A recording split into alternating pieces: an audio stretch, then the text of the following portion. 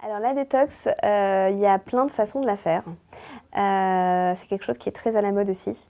En Ayurveda,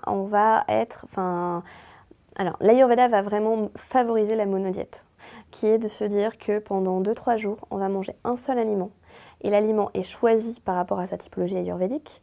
Et de donner un seul aliment à digérer, le corps va comprendre qu'il n'y a que cet aliment qui arrive, et donc ça va le mettre au repos. Ça va être une digestion qui va être extrêmement facile, et donc il va consommer très peu d'énergie, et donc il va avoir du temps pour travailler sur on va dire le nettoyage de ces différents émonctoires, d'accord, qui sont la peau, qui sont les intestins, le foie, les reins.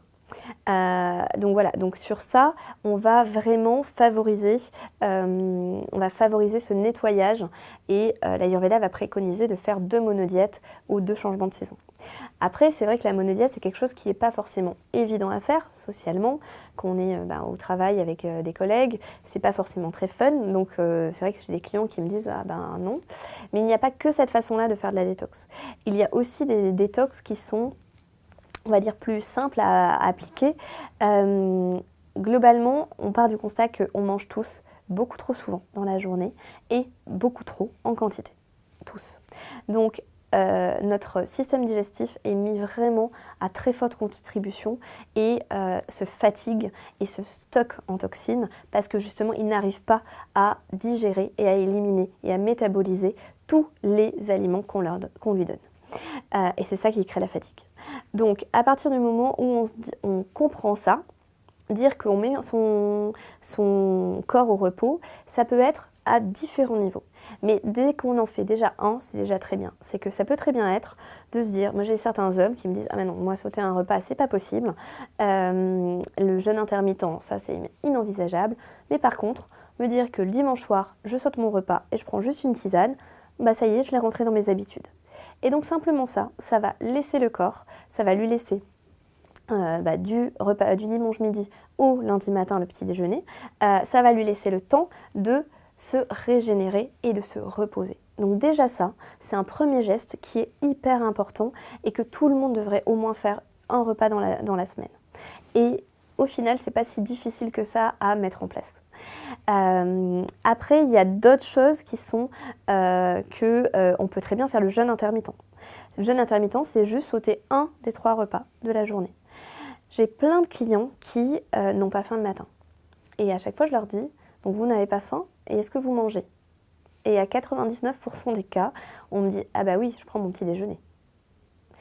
Et quand on leur demande, mais pourquoi? Les gens ne savent pas. Les gens se disent, bah, c'est par habitude, c'est parce que socialement, parce que dans l'imaginaire collectif, si on ne prend pas de petit déjeuner, eh ben on va être en hypoglycémie à 11 heures, on va avoir un malaise ou je ne sais pas. Mais en fait, si le corps n'a pas faim, c'est juste que le corps n'a pas besoin de nourriture. Donc si on lui en apporte, on va l'encrasser, on va le faire travailler alors qu'il est en train de se régénérer. Donc ça, c'est vraiment à ne pas faire. Donc pour ces gens-là, ils vont passer en jeûne intermittent de façon extrêmement facile, parce qu'ils vont juste sauter leur petit déjeuner. Et la plupart du temps, ils n'ont pas faim avant 12-13 heures. Et ils se sentent beaucoup mieux. Ça laisse juste le temps à leur corps de se nettoyer et de faire une détox, on va dire, quotidienne et facile. Donc ça, c'est un des points. On peut faire ça juste une fois de temps en temps. C'est-à-dire que 2 fois par an, pendant une semaine, on décide d'être en jeûne intermittent le matin ou le soir. Ça peut être aussi le repas du soir qu'on saute. L'important, c'est de garder une plage horaire suffisante pour laisser le temps au corps de se régénérer.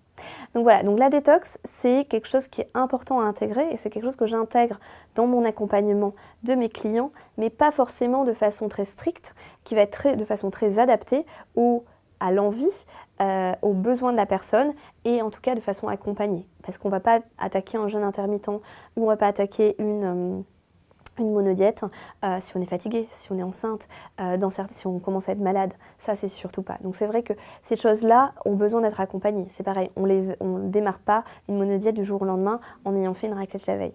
Donc voilà, donc il y a quand même plein de choses à intégrer et à apprendre à mes clients pour bien réussir leur détox et que ça apporte du bienfait à leur corps et pas des choses négatives.